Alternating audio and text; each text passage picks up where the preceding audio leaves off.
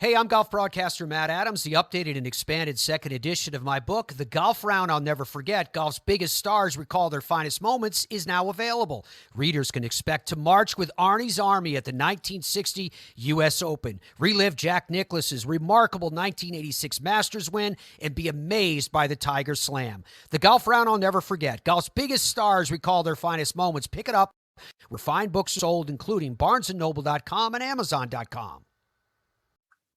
Welcome to Football is Family, a podcast dedicated to the fan and fan experience. My name is Jeremy McFarland, and I want to look at the positive behind what makes football so enjoyable to watch and follow. I want to know why you are a fan of your team, of a player, or an era of football. Whether the pros, college, or high school, I want to hear and share your stories and your love for the game. If you want to be part of this podcast, please message me on Twitter at Jeremy_McFarland or on Facebook at the Football is Family Facebook page. This podcast is part of the Sports History Network, your headquarters for the yesteryear of your favorite sport. You can learn more at sportshistorynetwork.com. This is Jeremy McFarland from the Football is Family podcast, and I had a couple of things that I wanted to add before we go into the program for today. Number one, this is the Football is Family podcast, as you know, and I like to think that we can break up the football and the family parts of the program. Today is going to be one of those family parts. A guy. You'll recognize when we talked to him earlier a couple of weeks ago about his book, Mr. Gary. He is going to be on today to talk about his life, not much football, but his life. And I tell you what, I enjoyed talking to him and learning about his life, not only in Australia, but his travels around the world. You're going to enjoy talking to him. This is the family part of it. And if you want to talk about your life and the things that you've done, please come on, message me. Get on the Football is Family Facebook page and let me know. I'm not just here to talk about football. I want to talk about your life, about some things that are important to you as well. Second, I do like to know when I can make things better. And my friend Darren Hayes from the Pigskin Dispatch messaged me about last week's episode, the great or the undrafted, about men who have gone to the Hall of Fame and were undrafted. And he said, you need to add two people to that list. One was undrafted, and the other one was a man who found him. The man that found him and this particular man are going into the NFL Hall of Fame in the same class. The man who found the guy we're going to talk about in just a second is named Bill Nunn. Bill Nunn was an innovator when he came to working with traditionally black colleges. He was a scout who allowed the Pittsburgh Steelers to go in and to tap some or to deal with some untapped resources, men that other colleges or other schools other schools might have passed over, and definitely NFL had passed over. Bill Nunn was one of those men that went in there and found great players that deserved their shot in the NFL and made the most of it. And one of those great players was a man named Donnie Shell. He played from 1974 to 1987 for the Pittsburgh Steelers. Listen to this. And this is a Hall of Fame career.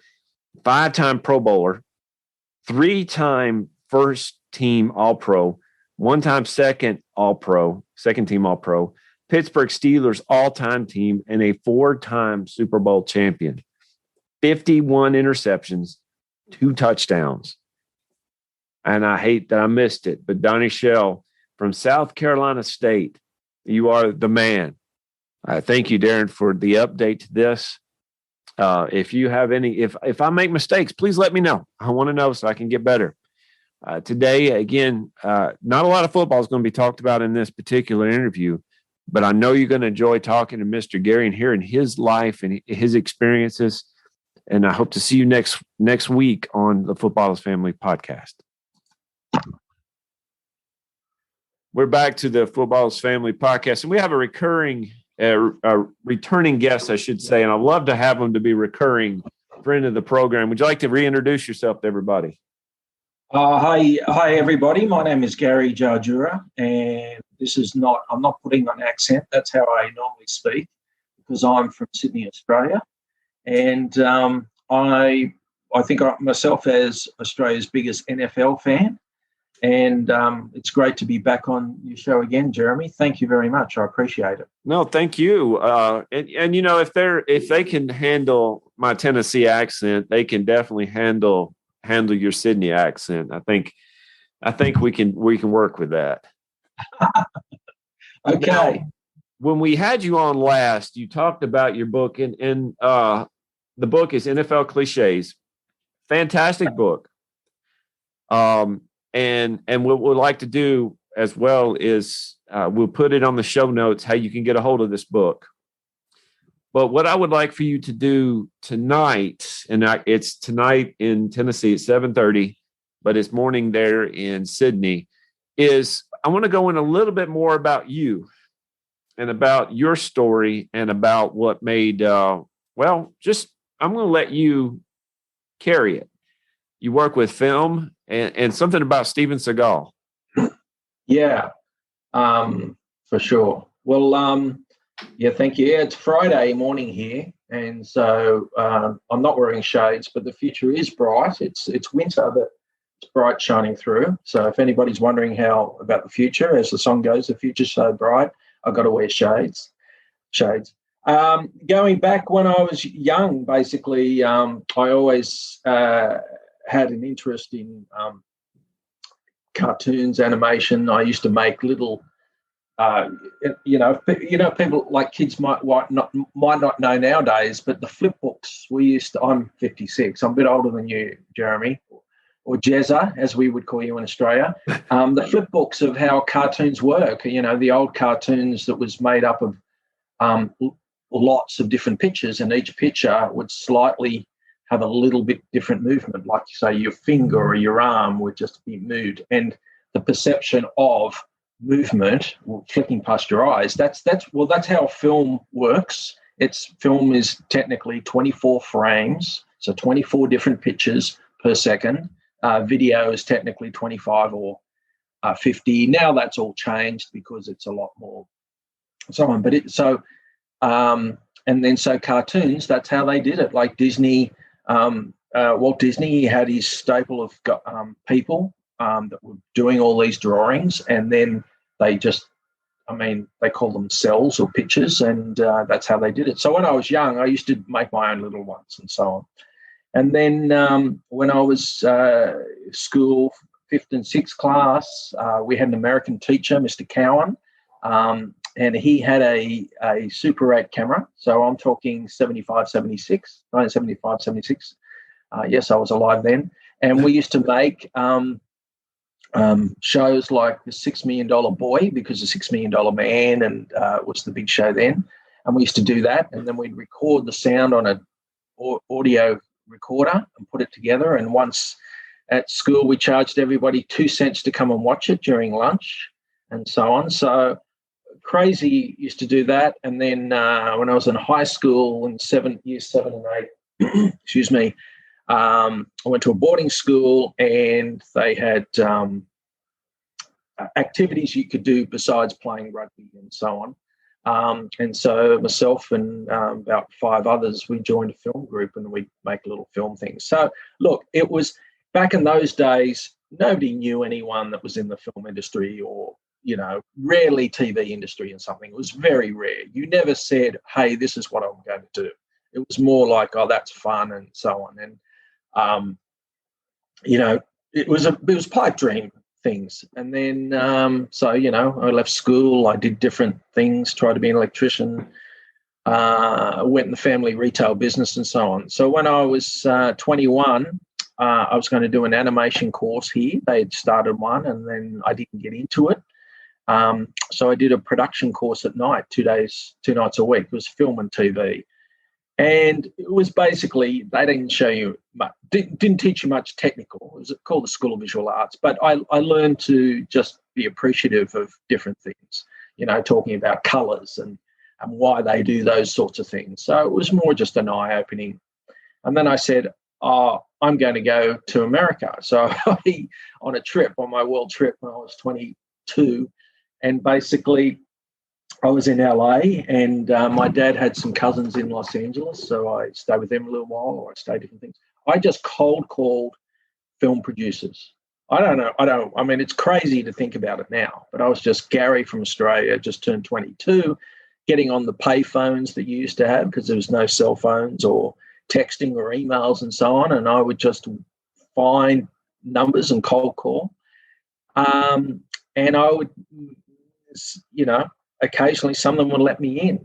One of them was Neil Canton. He was one of the producers on the Back to the Future movies and The Witches of Eastwick and so on. And he was a really nice guy. He was, he just came in and had a talk and whatever. And he obviously understood that I was just this young guy, just cold calling and so on. Things were different back then, back in the 80s. And he said, why don't you just go out and group of friends and make something? And he said, you'll be making something. So if you really want to make something, you'll make it and you'll enjoy the process and you'll learn. So I came back, and a good friend of mine was an actor who was doing nothing. He was working in a pub part-time, Dave Ingle, and he's very good English and so on. I said, let's write this short film. And this is back in the days that people didn't make short films, late 80s, 88 sort of thing. So we made a short film about a guy that has a dream. He wins the lottery and then he finds he does. And basically I knew a couple of friends I went to high school with and so on, worked at the TV station. So, one of them filmed it, found somewhere to edit it. But it was basically all the extras and everybody in it. When you look at it nowadays, it's just full of friends and family. It's full on friends and family, filmed in, we need a car, it's my brother's car or someone's car, or we need a location. It's somebody's friend's, my friend's dad's pub, and all the locations and everything and so on. And even I needed a shot with a cop, a policeman. So a friend of mine was in the police force, so he wasn't meant to, but he wears his police gear and gives the guys. So, and then we, and of course we have a premiere for it at another friend of my brother's, another friend's pub, and we have 200 people turn up. And these are the days people didn't make films like that. And then, of course, I went and made a 1-hour film called Meet Cleaver about private investigator. Ted Cleaver investigates kidnapping of 2 football teams in Australia on the eve of the grand final, which is like the Super Bowl. It's a silly comedy. And once again, I put more money and resources into it, but basically everybody in it is a friend of a friend or family and all the locations. And we had a premiere of about at my old high school in the new school hall, and we think we had about 800 people turn up, So those are the days people didn't make it, like 1990. And then I made another one. And then in 93, I decided I need to concentrate on this a bit more, saved up all my money, applied to go to the American Film Institute in Los Angeles. I did a bit of research on it. It was a 1-year course then. You didn't have to do exams. Everything was practical, and you got out of it what you wanted to get out of it. So I sold up everything I had, moved over to America. I applied. I got there and went to the American Film Institute. And in about the second week, my cousin said he saw on his, old university notice board to be a intern for Steven Seagal. Contact Lucy Ann Buffett. So I contact Lucy Ann Buffett, and me being the smart aleck or smart ass, as we say, I say, Lucy Ann Buffett, as in Jimmy Buffett. And she said, yeah, he's my brother. Oh, wow. So people that don't know Jimmy Buffett, but not as many people in Australia knew who lived. I knew Jimmy Buffett, obviously, but so Jimmy Buffett's sister ran Steven Seagal's little office, and so I went there and became an intern. You meant to do 1 day a week. I went to 1 to 2 days a week whenever I could, when I wasn't busy at film school. And he was finishing off his directional debut movie, On Deadly Ground. And I used to joke about it and call it On Shaky Ground. And they're like, oh, Gary, because there's only a couple of people in the office. That's sacrilegious and so on. So he was a character. So we had this office. He had this office on the Warner Brothers lot right next to Clint Eastwood's. And Clint Eastwood's parking space was, it didn't have Clint Eastwood. It had H. Callahan, like Harry Callahan from, the Dirty Harry movies and so on. So, so here I was, this 20, I just turned 29, but, I'm still pretty, star-struck Australian guy, getting a pass to drive onto the Warner Brothers lot, park there and so on. And, I would do anything they wanted and so on. One time they're saying, oh, can you go and get lunch for everybody? So I drove out, bought lunch, did a U-turn because across outside Warner Brothers, got booked. They didn't care. Steven Seagal walks in, looks at the receipts and says, why are we buying the interns lunch? And I was working for nothing. I thought, oh, great. He had a huge physical office inside our office, like ours. Ours were big enough, but he had the huge room, but he was never there. He always had 2 black limousines, and he's just traveling around in them all the time. And inside each of his limousines, he had his driver, his dietitian guy that looked less healthy than me, his bodyguard, who, I don't know, maybe I could have blown over, and his secretary worker, who they were always incredibly good looking. And they would drive around and so on. And so my job at times was, if I had to give them things to sign and vice versa, I would meet up with them, around LA and, jump in and say sign and whatever. But, he never gave much attention to us, really.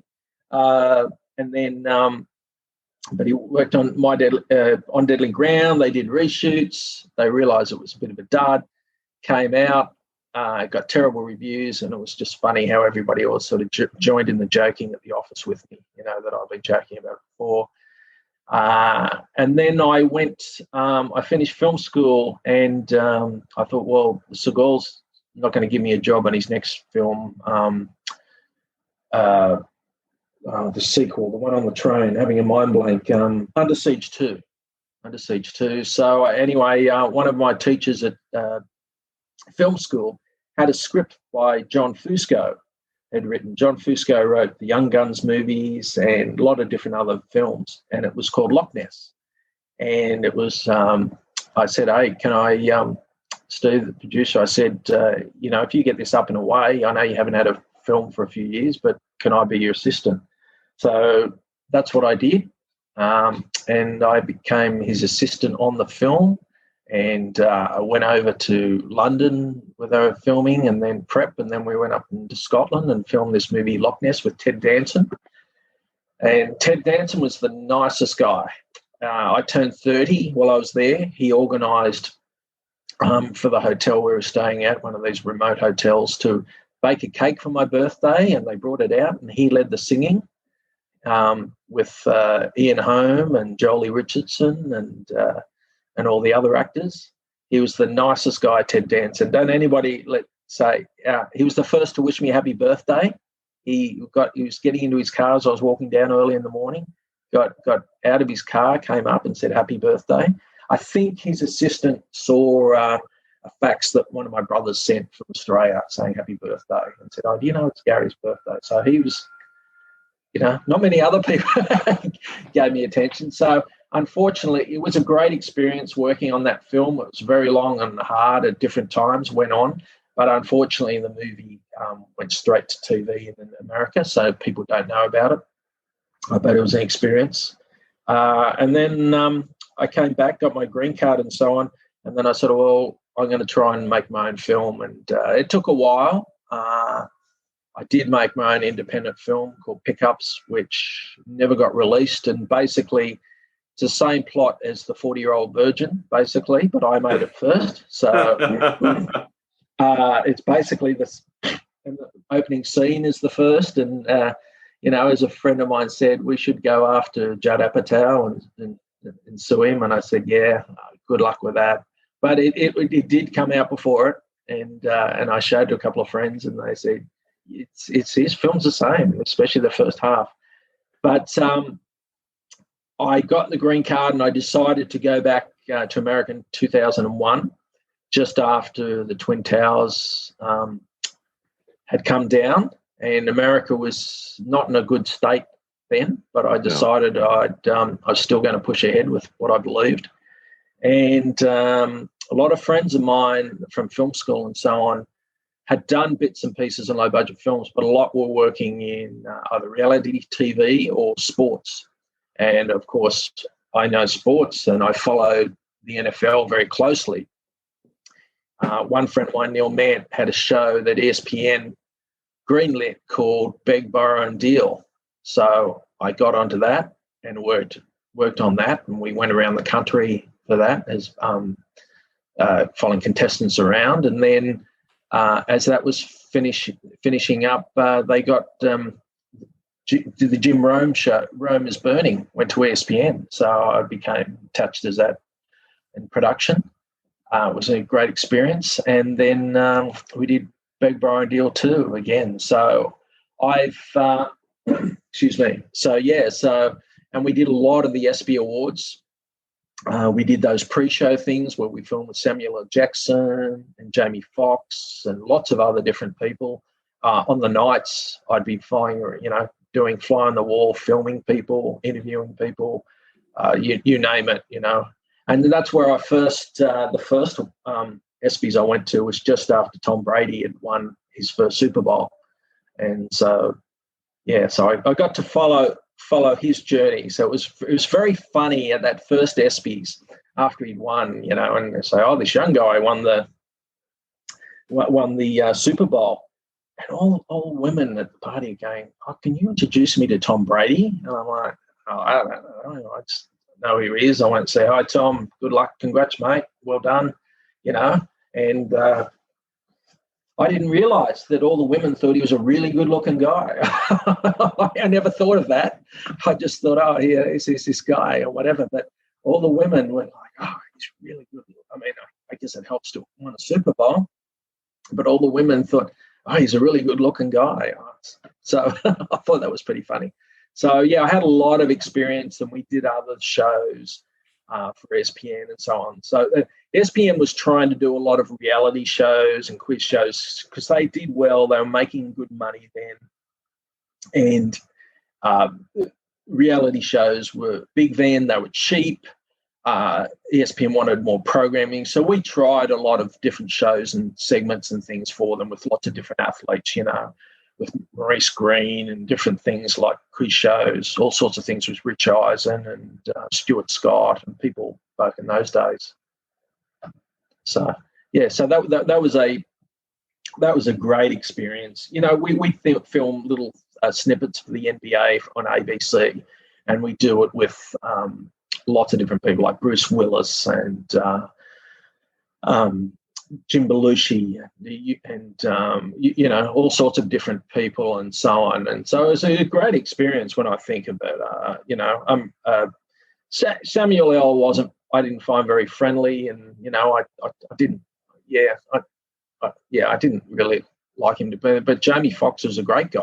He was really friendly, really down to earth, would talk to you or whatever. He was very funny, very, very spontaneous.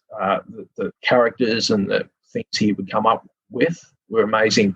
And the first year he was just about to start filming Ray. The second year we did it with him. He'd finished filming Ray. And I was actually in the room with him, in the makeup room with him, with the camera, when we told him that Ray Charles had died. And I'm like, no, I'm not filming it. And they go, no, film it. And I go, no. I said I did. I said, yeah, but I didn't record it because I'm like, he just played the guy in a film. It was yet to be released, but, playing anybody, we go on about actors, but to go into the headspace of fully, like he would have done it for over a year, going into the space of playing Ray Charles as a character. And then just after that saying, oh, by the way, they've died. There's got to be an emotional thing. He was great. They said, do you want to shut down the filming for the day? He says, no, let's carry on and keep going. But yeah, so that was an experience and so on. I really liked Jamie. And then I was out for drinks the night after he had won the Academy Award in Beverly Hills, just coincidentally, and he and his guys were there. I went up and said, oh, yeah, hey, we remember you. I just said, congratulations.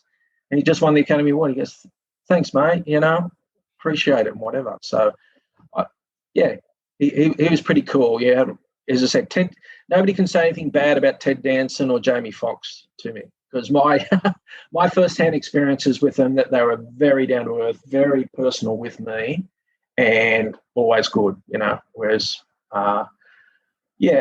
Steven Seagal was a character. Let's put it this way, One time I had to backtracking on Steven Seagal. One time there was this painting of a bust, like of Caesar and so on. Those you see those busts. They call a bust, aren't they? Where there's no hands and it's just the chest and then the head and so on. You see those around at different things in old times. He had someone do a painting of one of those, except his head, and it was for his Steven Seagal wine. So he was very, very full of himself. It was very funny. And years later at the film school, they had him come and talk at the American Film Institute when I was just passing through there. And I went to the lecture and I joked with him and I said, yeah, I used to work with you. And he goes, yeah, I remember you. You were terrible. And so on. But at the end, he came up and hugged me and whatever. He's a character. He's insecure. It was just, he is what he is, So it's an experience of working with lots of different actors and people over the years. I tried to get other films up and away. My film didn't sell. It's very hit and miss trying to get a film. But the industry has changed. Nowadays, anybody could make a short film because it's so cheap. I mean, I have 3 different editing programs on my laptop. That's just, whereas, years ago, that was it. You didn't have it. The capacity of the storage capacity and the processors weren't quick enough, and the reason I have 3 different ones is because they do different presets of graphics and so on. Actually, on my phone, I've got an iPhone 11, and I've got 3 different the editing programs on there. So if you can get into the tediousness of it, you can technically edit something with better effects and transitions and so on than what we had 20 years ago on the big Avid machines and so on. So it's nowadays where anybody can call themselves a filmmaker and so on. Whereas when I was growing up, and I don't want to sound like a crusty old man, I had friends that wanted to be a cinematographer or a cameraman. I had friends that wanted to be editors. I had friends that wanted to be writers. I wanted to be a producer. And so on and so on and so on. Nowadays, it's all people can do whatever they can. It's different. It's different, and so on. And also because of the technology, they can do a lot of different things as opposed to the craft of it and the story. Because back at film school at the American Film Institute, the great thing about there was, after somebody would make a short film or we would look at a film like Chinatown, you name it, the teacher would say, who are these people? Meaning, who are the people in the film? So that is ingrained in me to second nature. It's like, who is that in that film? Like, I'll see films now and so, I'll give you an example. I went to see Kong versus Skull Island. I liked Kong Skull Island because there was cool characters in there, right? Obviously, it's all about the big ape doing crazy stuff. But then I saw the Godzilla King Kong one. And it was all about, well, we've got these 2 big monster things. Let's just have them bash each other up. But I didn't care about any of those human characters and whatever, or there was no story and so on. Now, doesn't hold interest. So, nowadays, there's more and more things being made that are style over substance, which really annoys me. because if there's no if there's no substance for me in connection to the characters and so on, it's all just style. I liked a TV show. Obviously, it's based around NFL. Was the show The Rock? Oh my gosh, it's gone out of my head. Ballers, yeah. And I was just amazed. Like, that just seems so real. Like, the characters they had, they were able to get the different teams involved. You know, like, obviously I go for the Miami Dolphins. The Miami Dolphins in the first couple of seasons was like the main team. They had the logos and everything. So it felt really very real. But The Rock is a good character. You know, he wasn't just phoning it in. You really believed he was a former. I know he played for University of Miami, but you really believed he was a former player and his dealings with it and so on. So that you know, it wasn't style. It's pretty simple filming and editing and all that. But character-wise, it got me in, and I think that's a big thing. Whereas some of these Marvel movies, I liked the first Iron Man because I felt it was good characterizations. But as they go on, technology, CGI, things are different. There was there are a lot of CGI in that last one they had. Now, I have a question about your Samuel L. Jackson time. How did you keep him from cussing the entire time? I mean, he's got a foul mouth. Yeah. He's well, I think that's part of the whole stick, part of the whole, you know, mystique or whatever. But he would just go, yeah, whatever. He would do things like, I'd say, oh, can I just take a photo of you, right? And so on. And I don't know. I don't know why he didn't like me. I don't know. He would, like, I'd say, could I take a photo? And he okay. And then he'd look down as I'm taking the photo. I don't know why he had attitude towards me, you know, and the Soccer World Cup was on. He's like, it's boring and whatever. And I don't know. I just don't know why. He just there's a lot of attitude and so on. And I don't know. I mean, I shouldn't talk, you know. Well, that's fine. But you have had a lot of experiences. You've had stories. You've had is the film industry pretty big in Australia? It's grown a lot. So in the last 20 years, it's like I went to in 19.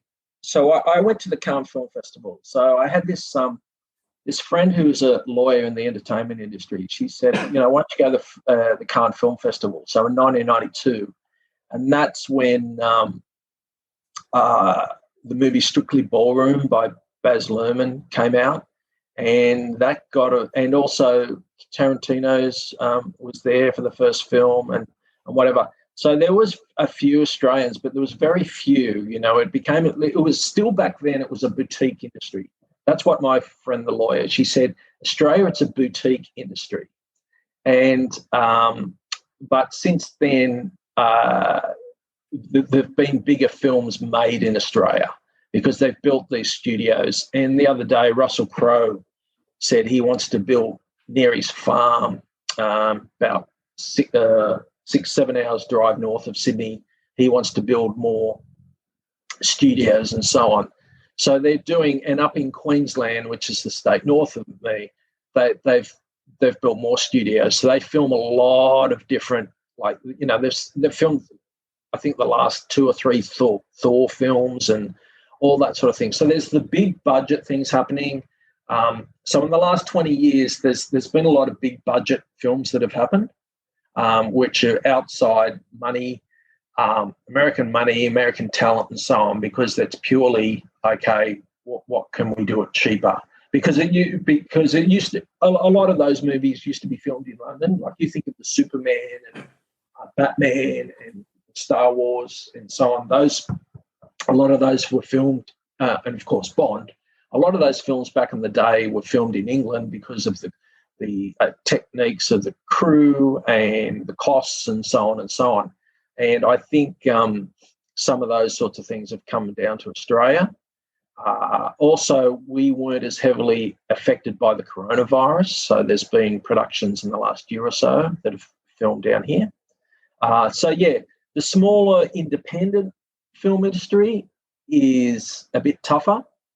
I mean, someone like me, if I was trying to get a film back up and away, I come under the independent banner, and I have a couple of friends that do that. But it's tough, it could take them 3 years to get a film up and away. And as an independent filmmaker, even if it gets made, they might earn $100,000 from it, for argument's sake. Now, that's not a lot, but that's if it gets up and away.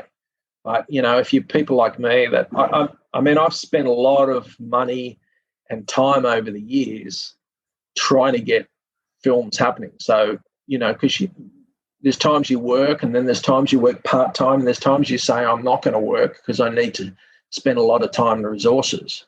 So, there's a lot of, of times I've flown to LA, spent time in LA, tried to get things happening, not working.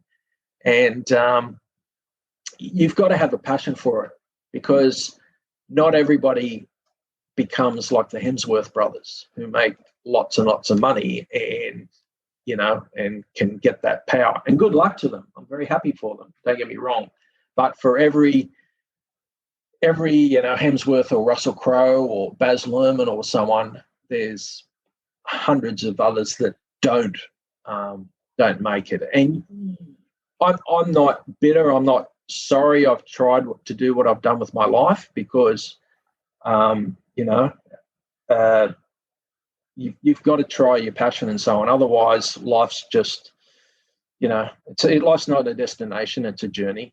And, you can always wish that you had success. I wish my film pickups got picked up, pardon the pun, or something else happened from it. But as I say, I have other friends that have made films and so on, that some even got some sort of distribution, but it hasn't got them a 3-year contract with Warner Brothers or whoever. And as I say, I have plenty of friends like that here in Australia and in America.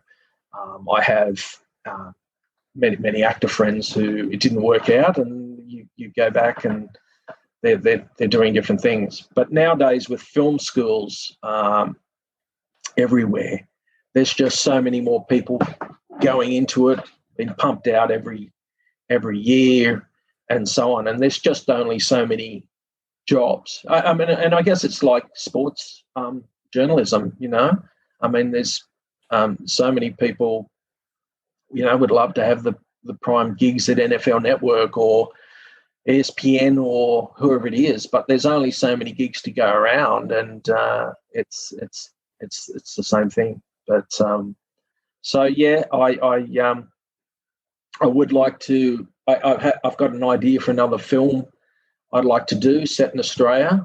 I have a couple of friends from America who encouraged me to do it, but you get to a stage when you're younger, you go, oh, what the hell, I'm going to do it, and I'll worry about finances and so on later. Whereas when you get to my age, you're like, well, it's hard to get work and it's hard to do anything. So you're just more cautious of what you spend your time and resources on, because you've got to be a bit more stringent. Thus, the 2 books I've written, obviously they cost me money to produce and so on. But if you do a film script or a film idea or something, it's just a basis for something else. It's a basis for filming and so on. Whereas the books I've done, I've put the work in, I've done them, put them out. They are their own entity. So you look at the book and you pick it up and you read it and so on. It's not a basis for a TV show or something else and so on. So it has a beginning, middle, and an end. So whereas if you're trying to do a TV, I've also pitched numerous reality or sports-based TV shows in America and here, and people show interest and so on. But they haven't been picked up. So you can spend that basis and develop an idea and concept and say, well, this happens and so on and so on. But if it doesn't happen, then it's just an idea on paper or on your computer. Whereas I guess putting the 2 books out, I have at least they're a finished. There's an end to them. It's like, hey, do you want to read the book? Do you want to buy the book? Here's the book, and so on. The 2 books are Rugby League is the winner, which is about rugby league, my favourite sport here, and NFL cliches, which is my favourite American sport, which I watch shows of all the time. I get up all the time and watch anything to do I see on YouTube or to do with NFL and so on. So NFL cliches is a comedic book, and it's available. People can read it right now. Absolutely. And again, we'll put the link to your NFL cliches. I believe it's NFLcliches.com. That's it, NFLcliches.com. And you can, there's a link there. You can read a little bit about it. Email me directly. And anybody like a digital book for $5 or a paper book for $10, we can get those out to you. And to just appreciate you appreciating the book. That's where it'd be nice, people appreciate you. The big thing is we like on the Sports History Network, and I know personally, when I put out something like Football is Family, I focus on 2 parts about it, the football and the family. And what you're talking about with your life and what your interest is the family part. And that's what I appreciate about everything that you're telling us tonight.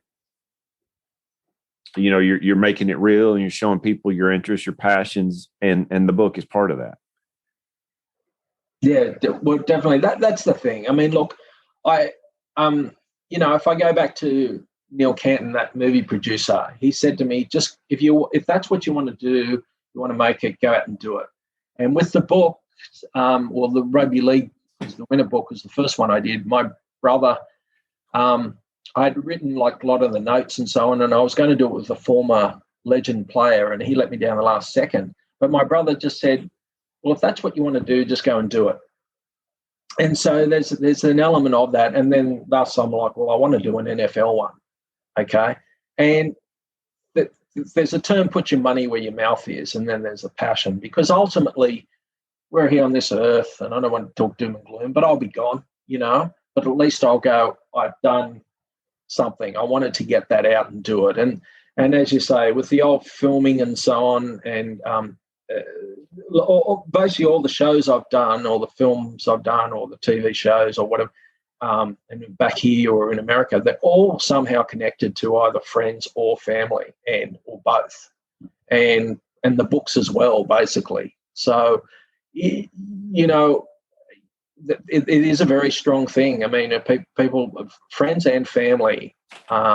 So my friends and family, like some friends obviously were involved in TV and so on, but basically none of them had any idea about film production. But they're like, oh, okay, we're going to support you do that. The books, oh, okay, that sounds interesting, we're going to support you. So for anybody that wants to do anything and so on, friends and family can be a big stepping stone. And even if things don't work out, generally your friends and family are still there. Okay, you might not everyone's going to sell 1 million copies of their book, and so on. But very few people ever do, but it's really a passion thing you want to put out, and your friends and family are going to be the first ones that go and buy a copy. So, or give you support or say, well done, like your podcast and so on. It's, as you say, that's what it's all about, friends and family. And it's true. So don't forsake your friends or family, anybody. That's the one little bit of advice if I could give to anyone. I've been telling my kids this, that over the past year with COVID, especially here in Tennessee, we've held, my grandmothers are in their late 80s. Right.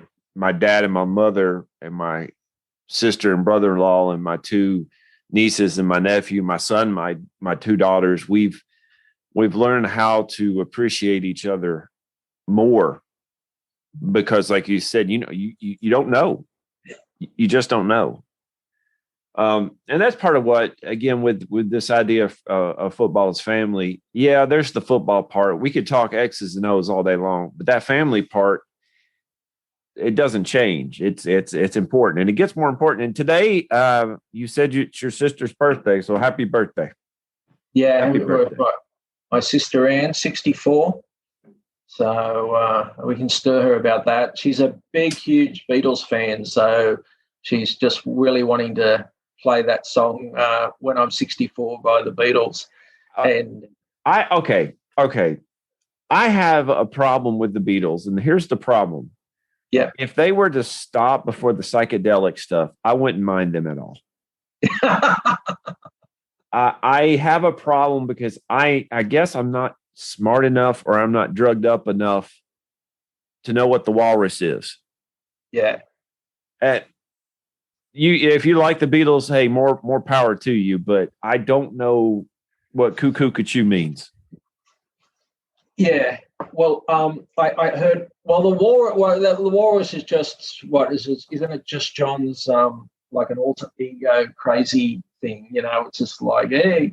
But I heard a thing of Paul McCartney said he was on the plane with a guy who had a very strong accent, and he says, "Pass salt and pepper," and he thought he said Sergeant Pepper, and McCartney said, "I thought you said Sergeant Pepper," and he goes, "No, salt and pepper," and he goes, "That's great. That's a great idea for our alternate." So their whole thing was they wanted to reinvent themselves as be the Beatles, but this different band and so on.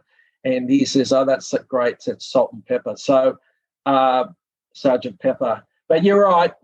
I mean, they've got two speeds, haven't they? The Beatles. They had the pre and the post, and everybody's everybody's got their theory on it. You know, there's the whole reason of John Lennon was shot because the guy thought he was a phony, and so on and so on. Yeah. So that's a whole other different level. But I don't know. I'm not into rap music and so on, and I'm not into the big sampling. I'm sort of like, get your own music, make your own music. So I sort of, I'm a big Beach Boys fan, Jeremy, and they had a little bit of that psychedelic, little bit towards the end. Brian Wilson. Yeah, they did a little bit of psychedelic. If I remember correctly, Brian Wilson got involved with Charles Manson a little bit. So that was his brother, yeah. And then they brought him along and crazy. But talk about friends. I'm bringing them into because not only they're American, but they're friends and family because there was three brothers, the cousin in the band, and their father was the manager. And basically their father, is it Murray? I think it was Murray was his name. Sold all the rights for $750,000 to the songs back in the 60s. So, which I guess at the time he thought was a lot of money, but then you think of how the Beach Boys songs are just used in, I presume in America, but it seems like every third commercial in Australia, they use a Beach Boys song and, you know, and so on. So, that was a case of a family, and as you said, the Manson family, who's not a real family and not a family we want to talk. We want to. No, but if you're interested in trying some music, let me make a suggestion for you. Try early Dave Matthews Band, and let me know what you think. Okay, I'll go back and I'll give it a try. Yeah, I'm actually. Before These Crowded Streets would be what I would recommend. But that's when my biggest influence, my dad was telling me that most people can recognize their favorite music according to the generation that they grow up to. And mine would probably be the 90s that I can remember the most. In fact, today I was doing a trivia game on Siri, and my daughters were looking at me and say, "How do you know these things?" And I was like, I'm a dad. I do two things. I know stuff and I'm grumpy. That's what you know. And when I said Siri, my phone just popped up. Okay, we're going to, yeah. I'll talk to you later, Siri. Mr. Gary, it has been a pleasure and an honor to talk to you tonight. I appreciate you giving us your time and your expertise. And again, where can we find your books? NFLcliches.com.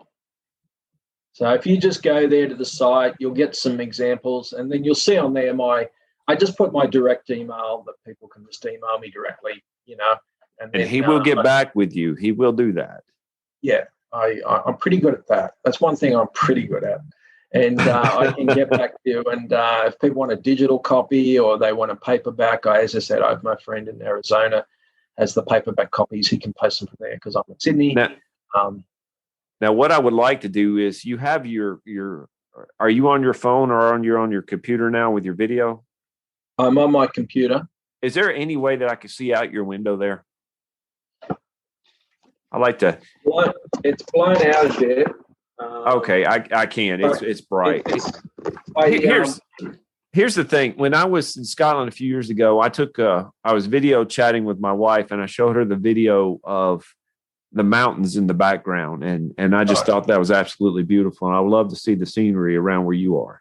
Well, I could show you, but even you know what? One time we'll do it from my phone or something, or I'll take some photos and send it to you.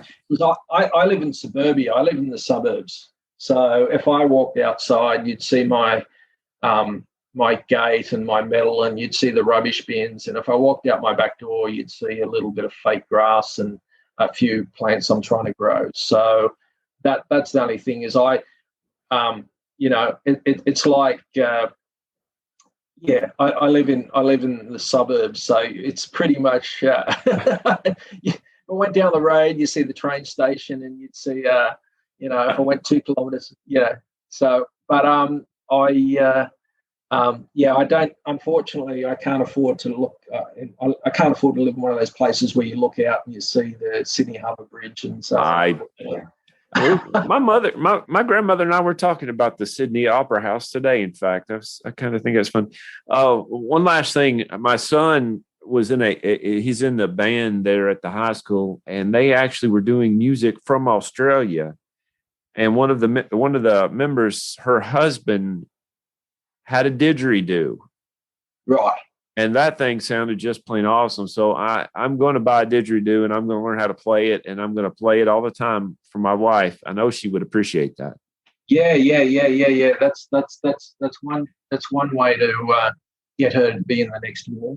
Yeah, I've been married 18 years, but the moment I get that, it's probably 18 years, and that'll be it. Yeah. That could be it. That could be it. It's that would be interesting.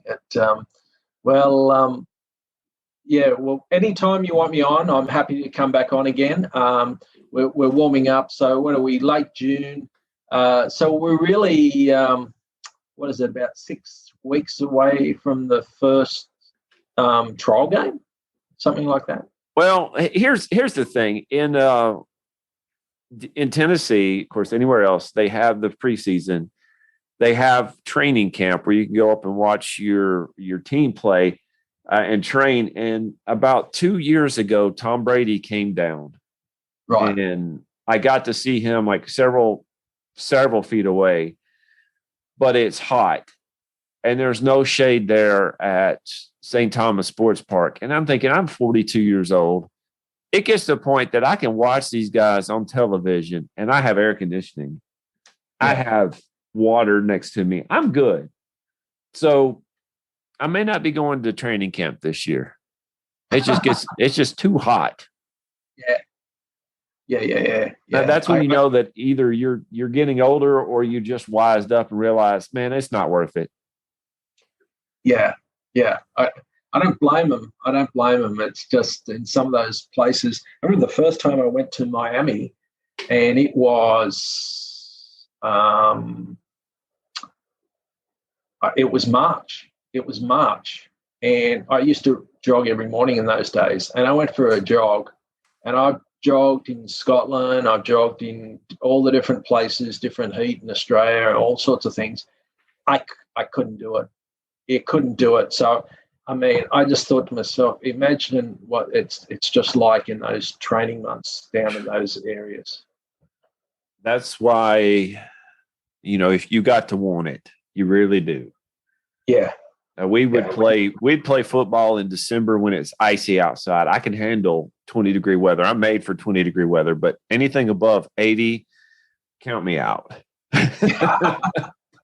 Count me out. Well, Mr. Gary, I appreciate it. And thank you for coming on. Thank you, and pleasure. Anytime. I really appreciate it. Anytime you want me on, let me know, and we can talk about something else. Well, hey, I've got your cell phone. Well, I've got your email address. I should say that. And thank y'all for listening to Football is Family. All right. Hey there, sports history fan. This is Arnie Chapman, a.k.a. the Football History Dude. And I hope that you enjoyed this recent episode presented by the Sports History Network and were able to learn some good old-fashioned sports history knowledge nuggets. I started the Sports History Network back in 2020 with the mission to help podcasters find a community of like-minded sports history nerds, as well as helping aspiring podcasters to start their own shows. We have a little bit over 30 shows on the network right now covering all sorts of sports history, but as far as I'm concerned, we're just at the toothpick in the ocean moment, that can't even figure it out because there's so much more coming. We wanted to create the ultimate headquarters for sports yesteryear, starting with Podcast Network and our website, but we're going to continue to move into other mediums as well. And here's the cool part, because we want you to be part of our team. So if you're interested in starting your own podcast, or maybe being a guest on one of our shows, or who knows, maybe even writing an article for us over on the website, seriously, all you got to do is reach out to us on the contact page over at sportshistorynetwork.com. You can be as technologically savvy as a Neanderthal tapping on a stone trying to figure out this whole hieroglyphics thing back in the day. Again, it doesn't matter, because even if you don't understand the whole podcast space, we have a production team that can pretty much help you out with doing everything. All you got to do, head over to sportshistorynetwork.com, head to the contact page, fill it out. That message goes right to me, and I'll reach out to you as soon as I can. But for now, dude, I'm through if you're through.